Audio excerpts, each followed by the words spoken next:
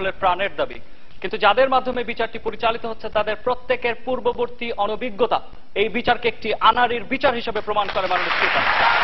মাননীয় স্পিকার, যে বিষয়টি এই ক্ষেত্রে সবচেয়ে বেশি প্রয়োজনীয় ছিল সেটি হচ্ছে একটি নিরপেক্ষ এবং চূড়ান্ত যুদ্ধাপরাধীদের তালিকা। মাননীয় স্পিকার, 30 লক্ষ শহীদের হত্যার চার্জ কেবলমাত্র রাজনৈতিক উদ্দেশ্য প্রণোদিত 10 থেকে 15 জনের উপর কাঁধে চাপিয়ে দেওয়ার প্রেক্ষিতে বঙ্গবীর কাদের সিদ্দিকীর ভাষ্য ছিল স্বজনপ্রীতির এই বিচার আর যাই হোক মাননীয় স্পিকার কখনো স্বচ্ছ হতে পারে না। মাননীয় স্পিকার, সরকারি দলের কাছে আমার সরাসরি যেটি প্রশ্ন, তারা যে কোনো একটি উদাহরণে বিশ্বের বুকে দেখিয়ে যাক যেখানে মামলা চলমান রেখে আইন পরিবর্তন করে আপিলের বিধান রাখা হয় কেবলমাত্র নিজেদের স্বার্থ রক্ষা করার জন্য। মাননীয় স্পিকার, ক্রিমিনাল জাস্টিসের যে মূল নীতি বিয়ন্ড রিজনেবল ডাউট, যেটা ফর্মার যুগোস্লাভিয়া এবং রুয়ান্ডা ট্রাইব্যুনালের স্ট্যাটিউটে স্পষ্টভাবে উল্লেখ করা হয়েছে, যেই নীতিটির অর্থ হচ্ছে প্রত্যেকটি অপরাধ সন্দেহাতীতভাবে প্রমাণ করতে হবে। এই নীতিটি মাননীয় স্পিকার বাংলাদেশের আইসিটি অ্যাক্ট কিংবা রুলসে একবারের জন্য ব্যবহার করা হয়নি। মাননীয় স্পিকার, এর চেয়ে বড় অস্বচ্ছতা তাদের আর কি প্রয়োজন? মাননীয় স্পিকার, আসামির আত্মপক্ষ সমর্থনের জন্য যে বিষয়টি সবচেয়ে প্রয়োজন সেটা হচ্ছে আইনজীবীর নিয়োগ। বিদেশি আইনজীবী নিয়োগের ক্ষেত্রে মাননীয় স্পিকার আইনের বেড়াজালের ভিতর থেকে বিষয়টাকে ফাঁসিয়ে দেওয়া হয়েছে। মাননীয় স্পিকার, বিশ্বের সবচেয়ে বড় ওয়ার ক্রাইম লয়ার মিস্টার কেভিনকে কিউসি, মাননীয় স্পিকার, তার পাসপোর্ট, তার ভিসা ক্যান্সেল করে এয়ারপোর্ট থেকে পাঠিয়ে দেওয়া হয় কিসের স্বার্থে? সেটা সরকারকে অবশ্যই আজকে পরিষ্কার করে যেতে হবে। মাননীয় স্পিকার, সরকারি দল থেকে একটু আগেই বলে গিয়েছেন যে ওই যে বিচারক সাক্ষ্য গ্রহণ করেছিলেন তিনি রায় প্রদান করেনি। দ্যাট মিনস মাননীয় স্পিকার, তিনি রায় প্রদান করেনি ঠিক আছে, কিন্তু তার গৃহীত সাক্ষ্যের ভিত্তিতে রায় প্রদান করা হয়েছে, এটাই এর অসচ্ছতা প্রধান প্রমাণ। মাননীয় স্পিকার, আমরা যদি আজকে ওনারা বিচার প্রক্রিয়া পরিচালনার কথা বলছেন, কিন্তু বিচার প্রক্রিয়া বা বিচার কার্যক্রম যে আইনটির মাধ্যমে পরিচালিত হয় বাংলাদেশ অপরাধ ট্রাইব্যুনাল, ইন্টারন্যাশনাল অপরাধ ট্রাইব্যুনাল কার্যপ্রণালী বিধিমালা 2010 একবারের জন্য নামটা উল্লেখ করে নেই। মাননীয়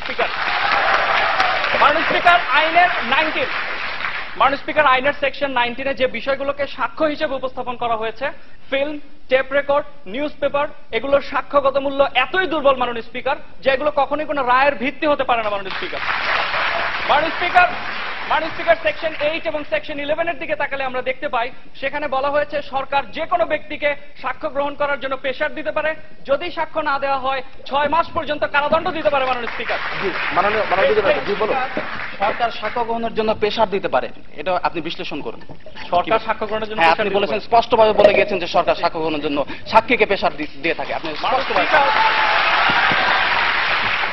মাননীয় স্পিকার, দি ডেইলি নিউজ স্টার 13 জুলাই 2011 যেখানে প্রকাশ করা হয় সেফ হাউস নামক একটা কেলেঙ্কারির কথা, যেখানে দিনের পর দিন সরকারি সাক্ষীদেরকে রেখে মাননীয় স্পিকার ট্রেনিং দেওয়া হয়েছে। সুতরাং এখান থেকে কি প্রমাণ হয় না মাননীয় স্পিকার কত বড় দুর্নীতির তাদের প্রয়োজন? মাননীয় স্পিকার, এরপরে যে বিষয়টা আসে সেটা হচ্ছে তারা সাক্ষীদের বিষয় বলে গেলেন। মাননীয় স্পিকার, আমরা সাইদির মামলার দিকে যদি তাকাই স্পষ্ট সেখানে দেখা যাচ্ছে মুক্তিযুদ্ধের যারা সাব কমান্ডার ছিলেন মাননীয় স্পিকার, আমি স্পেসিফিক্যালি কয়েকটা নাম উল্লেখ করতে পারি, সময়ের জন্য এখানে করছি না। মাননীয় স্পিকার, মুক্তিযোদ্ধাদের সাক্ষ্য গ্রহণ করা হয় নাই, যে ধর্ষণের দায়ে তাকে শাস্তি দেওয়া হচ্ছে সেই ধর্ষিত নারী, সেই বীরাঙ্গনা আজ ভারতে রয়েছে, তাকে সাক্ষী হিসেবে ডাকা হয়নি। মাননীয় স্পিকার, এর চেয়ে বড় অসচ্ছতার কি প্রয়োজন? মাননীয় স্পিকার, এই ট্রাইব্যুনালের দিকে যদি তাকানো যায় তাহলে দেখা যায় তারা আরেকবার বলে গেছেন সাক্ষীর কথা। মাননীয় স্পিকার, আসামি পক্ষের সাক্ষী যখন আদালতে সাক্ষ্য দিতে যায় সুখরঞ্জন বাণী মাননীয় স্পিকার কোর্টের প্রাঙ্গণ থেকে কিডন্যাপ করা হয়। মাননীয় স্পিকার, এর চেয়ে বড় অসচ্ছতার কি প্রয়োজন? মাননীয় স্পিকার, সরকারি দলের কাছে আমার দ্বিতীয় যে প্রশ্ন সেটি হচ্ছে রুলসের 51 এর এতে মাননীয় স্পিকার 2012 সালে সংশোধন এনে বলে দেওয়া হয়েছে সরকারি সাক্ষীদেরকে যে রায় কি কি প্রশ্ন করতে হবে তা আগে থেকে জানিয়ে দিতে হবে। মাননীয় স্পিকার, এর চেয়ে বড় অস্বচ্ছতা? মাননীয় স্পিকার, আমি আরেকটু সময় পেতে 10 সেকেন্ড। মাননীয় স্পিকার, আমি সর্বশেষ যে কথাটা বলবো, ওনারা বলে গেলেন যে এজেন্ডা বাস্তবায়নের কথা।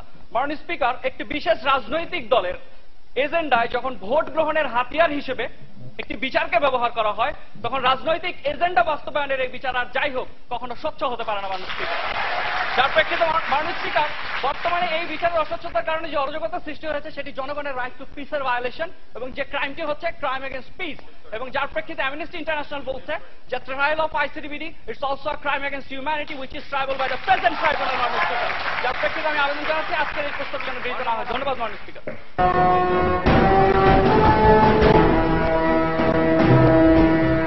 5 বার